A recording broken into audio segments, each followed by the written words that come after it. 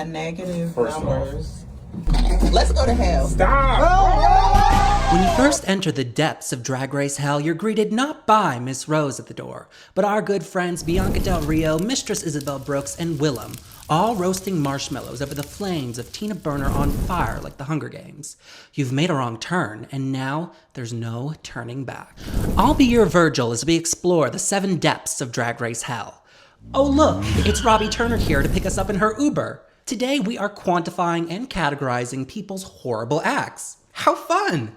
A massive disclaimer that today's video is meant to be informative and it's not meant to assign value to or to discredit the severity of anything we're going to be talking about today. I also want to give a massive trigger warning. Today's video discusses racism, transphobia, SA, self-harm, among many other things. Also, for my own protection, I have to say that everything discussed in this video is alleged and is not fact. Let's go to hell.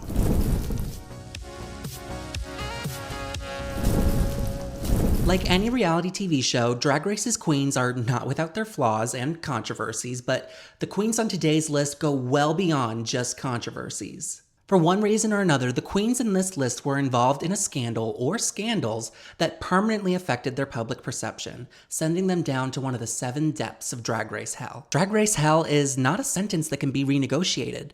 Once you're there, your damnation is permanent. It's said that all sins are equal, and while I don't subscribe to this framework, the 7 levels of Drag Race hell is not a ranking and it's not a hierarchy, rather a categorization of sorts. This video should mark the final chapter in our 3-part series of the 7 levels of drag queens. And would you look at that, Robbie Turner has taken us to her humble abode. Level 1, Drag Race Purgatory. Robbie Turner is the only queen that lives on this level, as she's the only queen on this entire list who hasn't been involved in any sort of racism or microaggressions or any other sort of ism allegation against her, rather being known to be a compulsive liar, not unlike our most recent All-Stars winner. Not today, Satan, not today. This all culminated in her telling an elaborate story about a massive car accident she got in and her Uber driver dying. This story got so big that Uber had to put out an official statement claiming that this car crash never happened and no driver actually ever died. As you can imagine, there was great controversy, and Joey Nolfi actually ended up interviewing Robbie, and Robbie had first said, I think somebody had slipped something in my drink and everything was hazy that next day and I was just trying to put the puzzle pieces together. And then she had also said, I think I also slipped in the shower and hit my head. And the story just wasn't consistent and people weren't buying it. And after this, Robbie Turner was never seen again. Robbie Turner is the only queen that exists in a purgatory of sorts. Not quite in Drag Race hell, but not quite in the land of the living either. Not unlike her Uber driver. Oh, I see Eureka! That must mean we've reached level 2, and no, it's not gluttony. Level 2, the lol cow. The lol cow is someone constantly clowned on and memed in the Drag Race fandom. They're the last level of queens to not be completely cancelled. Whether for microaggressions, use of slurs, or any given ism, these queens are in troubled waters and are damned to a lifetime of being memed for their bad behavior. Girl, get ready, they gonna meme your ass to death, bitch. Wait, what is meme? You know how they, Meme. yeah, that. Another disclaimer I need to make is that as a white person, I cannot give forgiveness nor assign value to the severity of any of these people's acts. I'm simply holding these queens to the lens for you to draw your own conclusions. Queens who live in this list include Q, Magnolia Crawford, Ariel Versace, Karen from Finance, Elliot with 2 T's, and Eureka. Starting with Q faced controversy from fans and podcast commentators regarding her use of AAVE and her controversial black scent. Can't handle all this pussy. You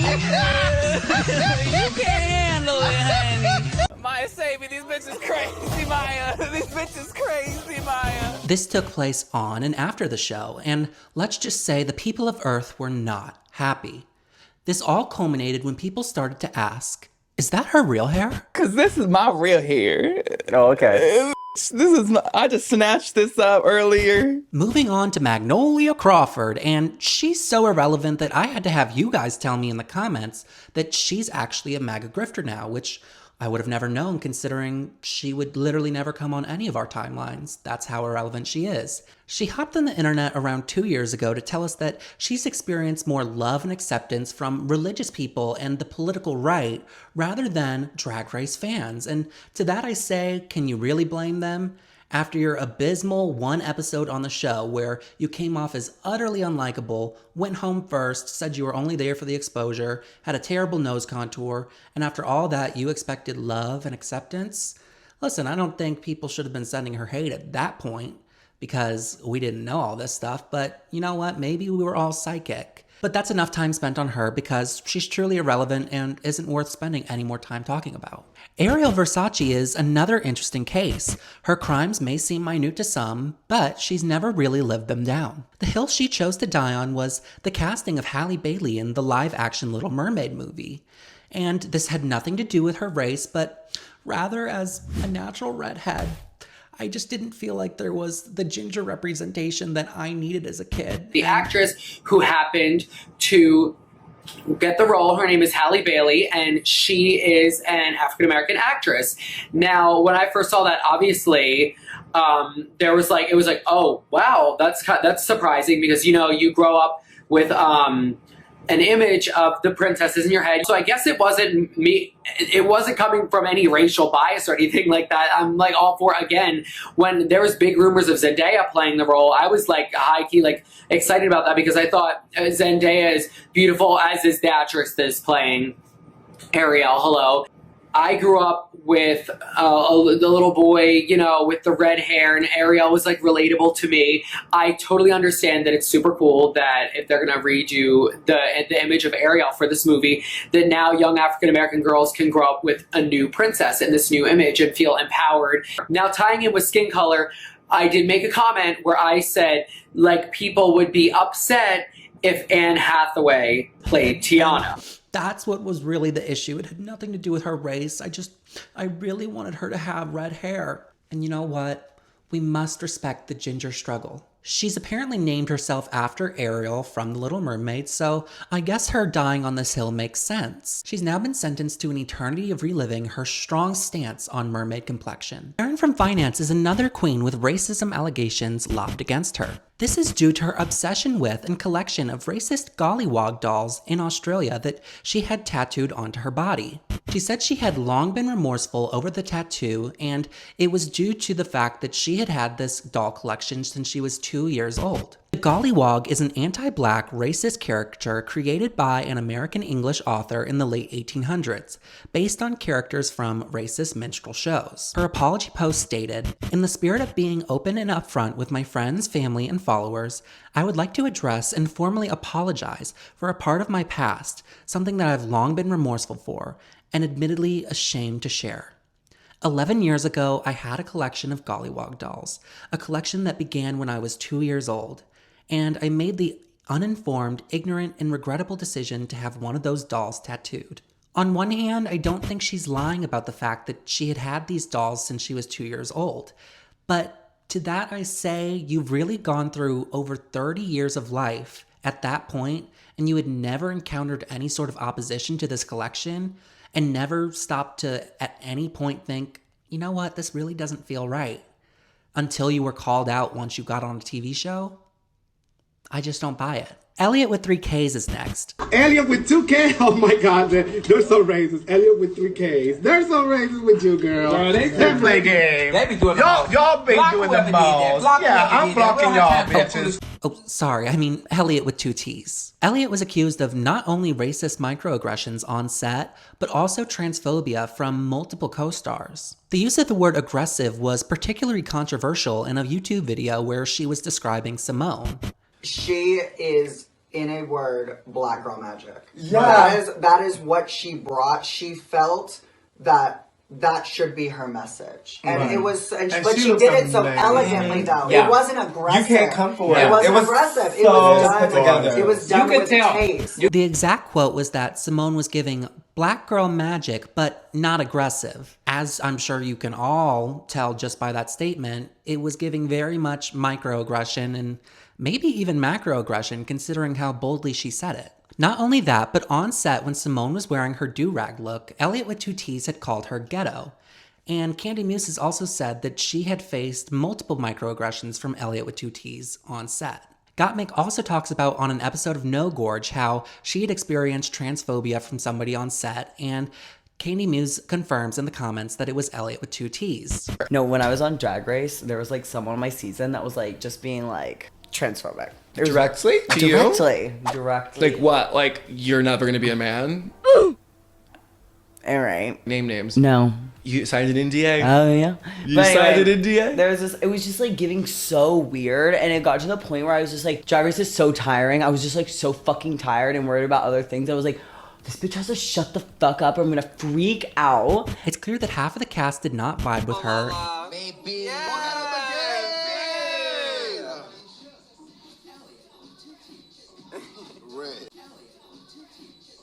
And Elliot with 2Ts has always doubled down on the fact that she was never in the wrong. Regardless of the validity of that stance, Elliot with 2Ts has never lived this down, and her reputation has been permanently altered. And finally, we're pulling up to Eureka! Look! She's stuck where the train left her! Eureka, Eureka, Eureka. The true embodiment of lol cow energy. Eureka constantly finds herself in controversy online, whether it's for saying the N-word online, or publicly being in beef with Mistress for asking for money after being famously stuck where the trade left her, or as of recently, being kicked out of Madonna's private party. I'm sorry, we need to give credit where credit's due. What do you mean Eureka O'Hara found a way to the invite-only Madonna party and then managed to weasel her way into Madonna's private booth before getting kicked out? That is icon behavior. I have never met someone or seen someone or known someone who continuously finds themselves in the headlines like that. Like, it is so crazy. I live for Eureka O'Hara. We need to give a round of applause. That bitch refuses to be irrelevant. Every single day, y'all comment, y'all tag me, y'all send it to my inbox. This woman is constantly rebranding herself. What do you mean Eureka O'Hara is sleeping on live on TikTok every single night? I'm sorry, we have to give credit where credit's due. She is a fucking icon. And I want to go on record, I'm a fan. I am a fan! I love her. I love her. Bitch, Madonna, you're over. Eureka O'Hara ended Madonna. Let's get into it. How does she always find a way to have her name in the headlines? It really is quite baffling, but I really don't think it affects Eureka as she can constantly be seen on TikTok live sleeping.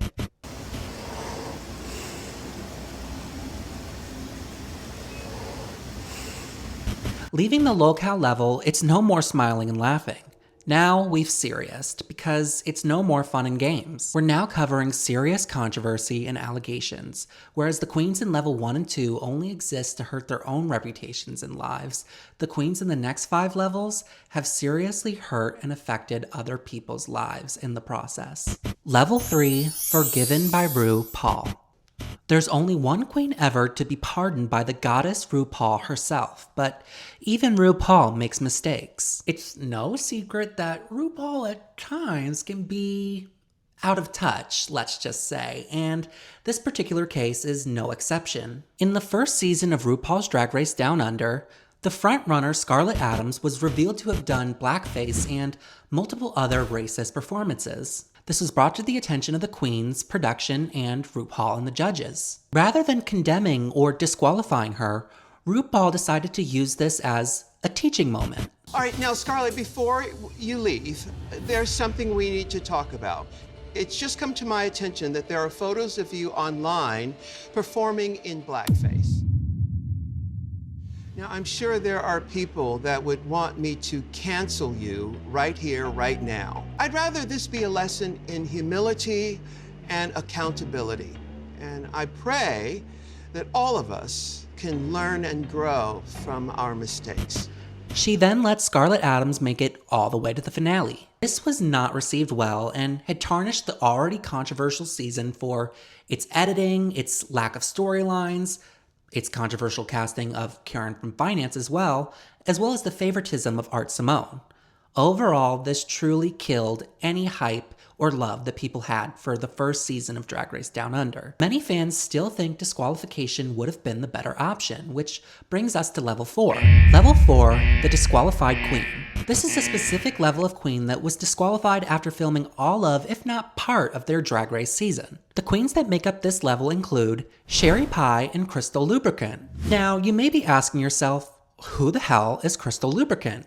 And to that I say, exactly. Crystal Lubricant was a disqualified contestant on RuPaul's Drag Race UK Season 5 and was completely edited out of the first 2 episodes of the season. Crystal was disqualified after episode 2 after being accused of sexual assault during the filming of the first episode. It's very impressive how they were able to edit her out without almost a single trace. The editors had even less time to do this on Season 12 with Sherry Pie. Sherry Pie was a huge name in the drag scene in New York. But what we didn't know was she was parading online under the alias Allison Mossy. She would then lure attractive men under false pretenses that she was a casting agency and she could make all of their dreams come true.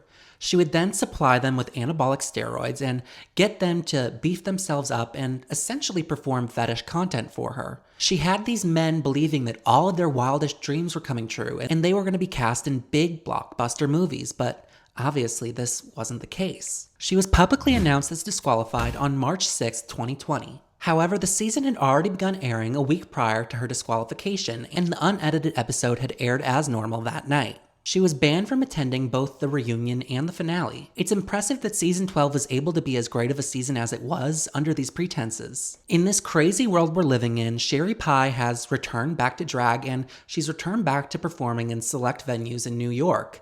And I'm sure most people are not thrilled, but the fact that she is able to even afford to do this right now is kind of insane to me. And I don't even know what to say to that other than it's crazy. Fortunately, we were given warning about these queens' natures before we could ever even fall in love with them. The queens in the next level we had to reckon with. Level 5, serious allegations after the show. The 2 queens that live in this level have very different stories on Drag Race, but the one similarity that they share is that they received serious allegations after their appearances on the show. These 2 queens are Soju and Widow Von Du. On January 21st, 2021, multiple ex-users came out with sexual assault allegations against Soju. The first victim, going by the name of Kev, revealed that in January 2016, he was sexually assaulted, gaslit, and manipulated by Soju several times. Instances included being blackout drunk and not being able to consent to sexual relations with Soju at that time. And in January of 2018, being forced to perform oral sex on Soju. Soju said that she would not bring him home until her demands were met. Another person alleged that while in a monogamous relationship, Soju had invited him over, got him drunk, and they had then went to sleep, and when he had awoke, Soju was taking naked pictures of them in bed. And after going back to sleep, he awoke to Soju feeling up his naked body while he was asleep. After he had awoke and rejected Soju, Soju questioned why he had ever came over in the first place if not for sex. The same person claims that Soju had invited him over to help her move and had gotten him drunk again and then proceeded to try and make moves on him without his consent. After the allegations came out, Soju made a statement on Instagram saying that she had been promiscuous and a stereotypical fuckboy, but she would never do anything without anybody's consent. The full statement reads, "That being said, I never once in my life did anything without the other person's consent. Consent matters. No matter how much I wanted to have sex with someone, I never proceeded without the partner's permission. And never once did I take advantage of someone when they were too drunk to make decisions or blacked out. My way of life could have made people feel like all they were good for in my life was the sex. But I never let my way of life intentionally hurt people. I've always been transparent and honest with you guys, and I will never stop. I'm sorry to everyone who feels disappointed by me. I'm sorry to anyone that I hurt in any way, shape, or form. Thank you for your understanding and your patience." In an official statement to Out Magazine, Soju stated, "While I await full legal advice from my legal representative to make an official statement, I will share that I have anticipated these claims after threats and an extortion attempt were sent to me as recently as January 2020. These claims were first brought to my attention by a contact asking for a large sum of money, threats that they would make my life difficult if I did not pay, as well as full admission their lawyers saw this case as an opportunity to spread my name. I have photographic proof of these attempts, among other evidence to point these claims have been orchestrated towards me, and I will share when my full case is prepared. On March 9th, 2021, after hiatus on Instagram and deleting her ex account, Soju made a statement. Thank you all for the messages. Just a quick update to people that are concerned about me. I have been diagnosed and am getting professional help. Please don't worry. TBH, IDK if I'm doing the right thing, but for my mental health, I won't be returning as Soju. I'm taking it day by day. Again, your messages have saved me from many dark nights. So again, thank you. Meanwhile, Widow Von Du was arrested in May of 2021 following a violent domestic assault case involving her trans male partner in Kansas City. According to the victim, Widow returned home intoxicated, physically assaulted and strangled them, dragged them across the floor, and left them with severe injuries requiring 14 stitches. While Widow claimed they were defending themselves after repeatedly asking the victim to leave. Local LGBT venues like Missy B's and Hamburger Mary's became central to the fallout, with Widow initially being banned from Missy B's and later being arrested at a farewell performance at Hamburger Mary's. Viral. What do you need me to do? What do you want me to do? What do you need me to do? Here's my thing is, they're saying they're taking you down for questioning. No, they're taking me down because I was assaulted in my apartment, In your own and house. someone else would would not understand that his privilege does not extend to my apartment. I am being arrested for defending myself in my apartment. As a black man in this city, I am being arrested for defending myself in my apartment. And just because his ass got beat up because he would not leave when I asked 5 times, I'm being arrested. So what I want everyone to see is that I am being arrested right now for defending myself in my apartment instead of someone being arrested for violating me. Early online discourse framed the arrest as an example of racial injustice and self-defense, especially after a violent arrest video circulated. But public opinion shifted after TMZ released graphic images of the injuries the victim had received, as well as details about the relationship and the assault allegations. Additional ex-partners later accused Widow of past abusive behavior. Widow ultimately faced multiple domestic assault charges, and received 3 years of probation and anger management requirements, and a no-contact order with the victim, while professional opportunities collapsed in the aftermath. This case is particularly sad for me because season 12 was the first season of Drag Race that I watched live, and it was so cool to see such strong Missouri representation on the season. And I really fell in love with Widow on that season, and to see her fall from grace was really tough. But no queen better exemplifies a fall from grace than our queen in our next level. Level 6, the Fallen Angel. Some queens enter Drag Race hell immediately, while others fall from heaven. Shangela Laquifa Wadley deserves her own level in Drag Race hell, as her story is particularly sad and wretched. Shangela was one of the most beloved queens to ever come from RuPaul's Drag Race. Her story was about hard work, determination, and triumph. She was the workhorse queen. I remember being so excited to see her cameo on Glee, or to see her budding relationship with Jennifer Lewis. Going from first out to robbed queen who deserved a crown. RuPaul going as far as to say that she's the one queen who he regretted not crowning.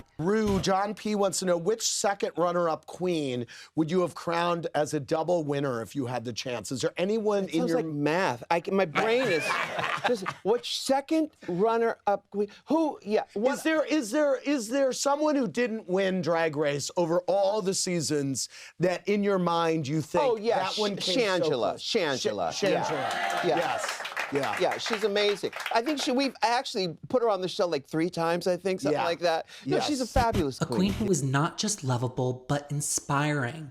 Shangela became a beacon in the queer community, and her story was about never giving up and constantly working to get what you have.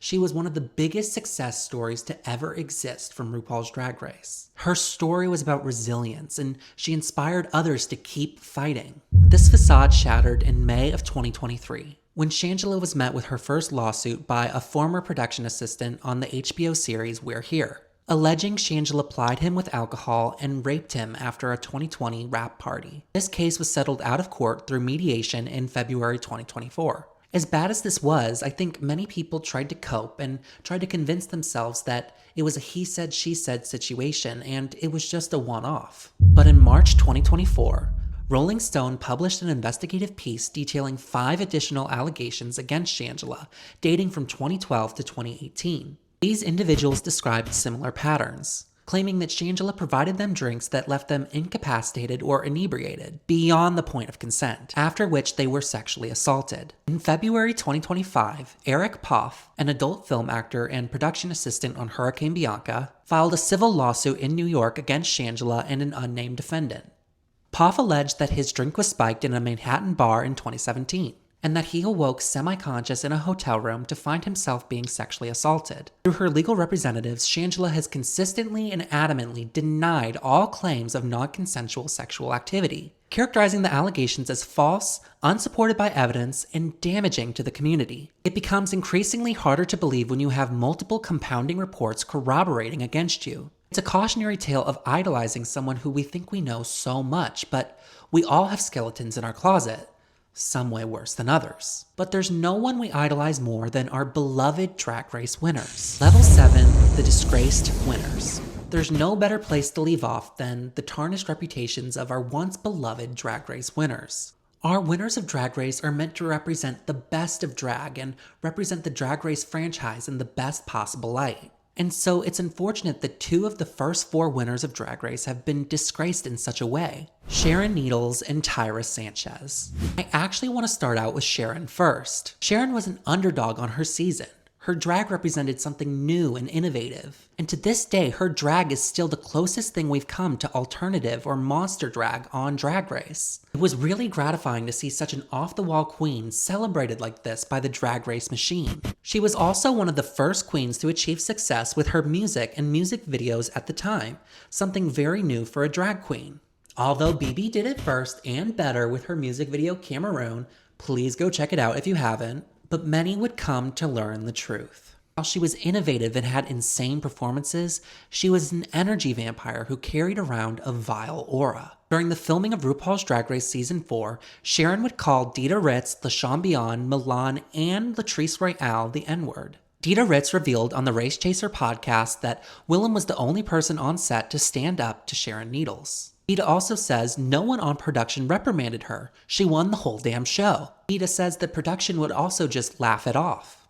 Needles also allegedly criticized a performer who attempted to reprimand her for painting herself brown, presenting herself as black, and using AAVE. After the reporter said, what she did is known as blackface and has roots in white supremacy. Eli Cuddy, a bartender who worked at the Blue Moon nightclub where Sharon Needles performed, would end up quitting his job due to the offensive nature of the shows that Sharon Needles performed. Notably, Sharon performed in a red shirt displaying a swastika, a known Nazi symbol. She both did not deny wearing the shirt and rejected criticism for wearing it in the first place. If racist slurs, blackface, and Nazi symbolism weren't enough, I have to give another trigger warning because it gets far worse and far darker. In 2013, a Drag Race fan named Annecy, aged 15 at the time, began speaking to Sharon Needles, and the two began speaking over FaceTime and social media.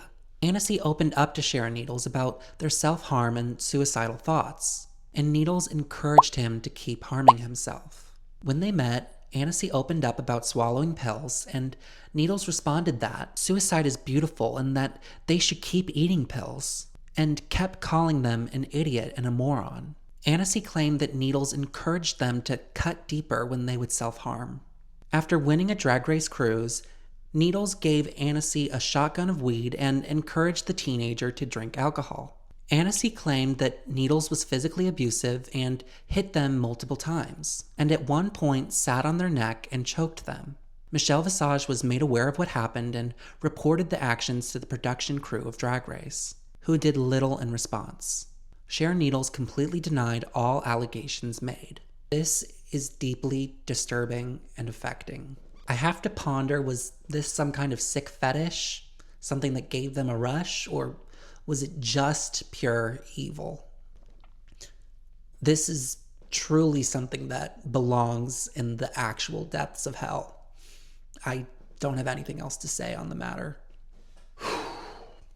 And lastly, we have Tyra Sanchez. And Tyra Sanchez is somebody who I don't think I'll ever form a solid opinion on. It should be clear to all of us by now that Tyra Sanchez is deeply mentally unwell.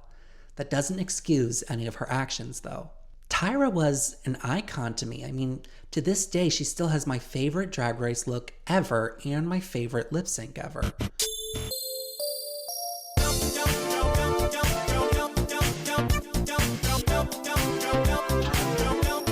Her in that teal and pink dress, lip syncing to Jealous of My Boogie, going all the way up to the judges panel and charming RuPaul, I'll never forget it. I think Tyra is somebody with mental health issues, had a lot of her relationships on season 2 affected, and she received a pseudo villain edit, and the fandom really came down so hard on her.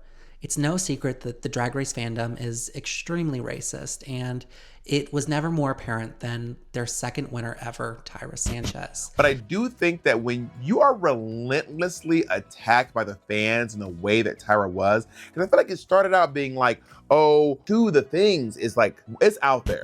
Many claiming that Raven should have won over Tyra, which in hindsight, while a lot of us probably think that now, at the time, this was a lot of times rooted in racism, considering Raven didn't get a super stellar edit on season 2 either. And since her win all the way back on season 2, she's constantly been engulfed in controversy. You know, one of my favorite clips is actually of her talking about Sasha Velour with Jujubee. It's actually hilarious, and it just shows how messy she's always been. So take a look at that. What about Sasha Velour? Which woman's that one? Which woman's that one? She's the one that won. Oh my God! The bald queen?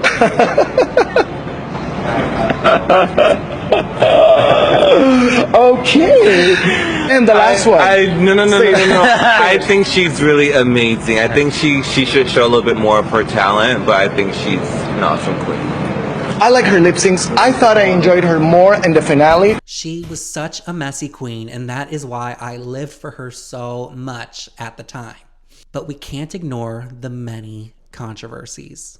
In 2016, Tyra faced controversy after telling a fan multiple times to kill yourself, bitch. This was after the fan had called her annoying. Tyra later added that she doesn't have sympathy for those who take their own lives. Damn. Tyra later said that she would feel bad for the families of those who the person who committed suicide would leave behind, and that the anger towards her should be directed to those who actually need help. Okay. In 2017, Tyra falsely claimed that Morgan McMichaels had died in an obituary post on Facebook, stating, "This is such sad news to hear. I never thought I'd lose a sister. This hurts me to my heart. I'm gonna miss Morgan McMichaels. Hashtag rest in peace. Please send her your condolences." The post ended with a link to Tyra's SoundCloud. Morgan followed up by going live on Facebook and saying, "Still alive, bitches, cause I am not fucking around." Morgan later stated that the real issue stemmed from her, Raven, and Tyra all being booked for the same gig. Morgan then threatened to pull out of the gig if Tyra remained cast, which led to the event coordinators to pull Tyra from the cast. This later led to Morgan's iconic All Stars 3 entrance line. I look pretty good for a dead bitch. This is where we get to the big stuff, the real bomb drop, if you will. In 2018, Tyra posted on X saying, "Fair warning, do not attend RuPaul's DragCon on May 12, 2018. Don't say I didn't warn you." The situation escalated when she seemingly included a countdown to an explosion. The post garnered mass attention and ended up getting reported to the FBI and LAPD. The post came following her being banned from DragCon after threatening violence against Tatiana and Fifi O'Hara, the former of whom she had beef with earlier in the year. Tyra later claimed that the post was made to warn people against going to an event that supported people who had been racist and hostile toward her. The ban remained in place. In October 2019, Tyra posted a lengthy apology where she stated, "Though it represents emotions I may have felt, it does not represent my true character." In March of 2020, she announced that she would be retiring from Tyra Sanchez and drag as a whole. However, she came back to drag in 2022. In July 6, 2023, it was announced that Tyra had been arrested. He was arrested for breach of peace after causing traffic disruptions in a construction zone. In 2020, Drag Race UK Season 1 winner The Vivian tweeted, "Bet Tyra was fuming when she realized Netflix spoiled the win too. Sorry gal, you tried though." On January 5th, 2025, immediately following the announcement of the Vivian's passing, Tyra posted, "Yet it doesn't compare to the fumes of the crematorium." The post received major backlash, with Candy Muse responding, "I've defended you for years, but now you can absolutely go fuck yourself. And if our path were to ever cross, it's absolutely on sight, bitch. It's not a threat, it's a promise. You disgusting person." However, Tyra responded to the backlash with, "She's dead, rotting. Sending me all the hate in the world won't bring her back. But do as you must. Because of you, the tweet has reached over 25,000 individuals. Thanks for the much needed attention that I oh so desperately needed." Following the backlash against Tyra, RuPaul posted a clip from season 2 where he slapped Tyra with no caption, which many fans interpreted as RuPaul condemning Tyra's actions. In 2025, following the passing of Jiggly Caliente, Tyra once again took to her X account to comment on Jiggly's passing. On April 24th, after Jiggly's initial health announcement of her leg having to be amputated, Tyra commented, "Not you officially and literally having to hop on dicks now." 3 days later, after Jiggly officially passed away, Tyra reposted her original post with the comment, "I stand corrected. It's evident the only thing you're hopping in is a casket." These posts immediately garnered controversy, similar to what happened with the Vivian's passing. Tyra used the controversy to promote her album, My Name is James. This is a pattern we'll start to see with Tyra as she uses these controversies to promote her personal projects. And now to present day, in 2026, Tyra has filed a lawsuit against RuPaul's Drag Race parent company, World of Wonder, RuPaul, and Michelle Visage, alleging defamation, emotional distress, and deliberate sabotage of Tyra's career. And now we're all caught up. It's sad to see what were such iconic winners disgraced in this way. And they're in level 7 because they're the most infamous, and they're the most sad because our Drag Race winners are supposed to represent the best of drag and represent the Drag Race brand with pride. But unfortunately, that's not what we received. And we'll leave it at that. I want to end off this video by saying that I don't think anyone is irredeemable. I don't believe in holding anybody to their worst mistakes because imagine if somebody held you to all of your worst mistakes in life and never let you move on. In some ways, this is the very nature of being a public figure and being in Drag Race hell. You'll always have your sins shoved in your face. Bob the Drag Queen talks about thinking about empathy like this. If you had the same exact experiences as a person, down to a T, you would have made all of the same exact decisions that they made. If we want to evolve as a people, we have to allow people to grow and change. And I think all of these queens, if they work for the rest of their lives, can get to that place. Because I believe all life has value and purpose. For some of these people, that work may need to continue into the next life because what they've done is just so wretched.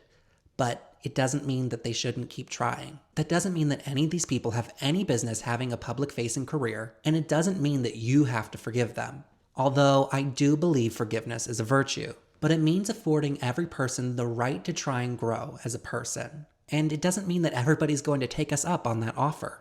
I'm not sure what a lot of these queens can do to atone for their sins, as some of them truly just seem so unforgivable. But I think what matters is that we have a spirit of forgiveness and openness. It doesn't mean we don't condemn them. It doesn't mean they don't deserve condemnation. It doesn't mean that they don't deserve consequences. But I just think we need to have spirits that are open to helping these people change, because it's a true spiritual battle, what we're all going through in this world. And I don't want to get woo-woo. I don't know what you all believe, but I just think if we all want to grow, we have to try and foster that. And I think when we meet people with the same vitriol that they put out into the world, it doesn't help anyone. And so whether it's through indifference or forgiveness, whatever you decide, I think that's what's going to lead to the most positive change going forward. Speaking on the actual concept of hell, I'm not quite sure what I believe. I don't think anybody deserves an eternal punishment for a finite crime they did in this life. I mean, you can do some truly dastardly things in this life, and they can deserve massive punishments, but An eternal punishment? I'm not quite sure that makes sense to me. So that's gonna do it for this video, and that's gonna wrap up our 7 levels of drag queen series. And I hope you can at least leave this video feeling a little bit better about yourself, that you maybe haven't done any of these terrible things. So if you're having a bad day or you slipped up or made a mistake, you know, just know that maybe you're not as bad as these queens. Or, you know, even if you are feeling down, I think you need to forgive yourself. And I think these queens have to work to a place to forgive themselves, but they also need justice. It's a whole thing. I don't want to be too sympathetic towards them, you know, but the whole point of the message is just that I hope with justice, these queens can get to a place in their souls where they can reform at some point. And yeah, so if you enjoyed the video, please leave a like, please hype the video, please leave a comment. Did I forget any queens? Did I have any glaring omissions in my levels? Please let me know in the comments, and please subscribe if you enjoy the content and would like to see more. All right, you guys. Bye.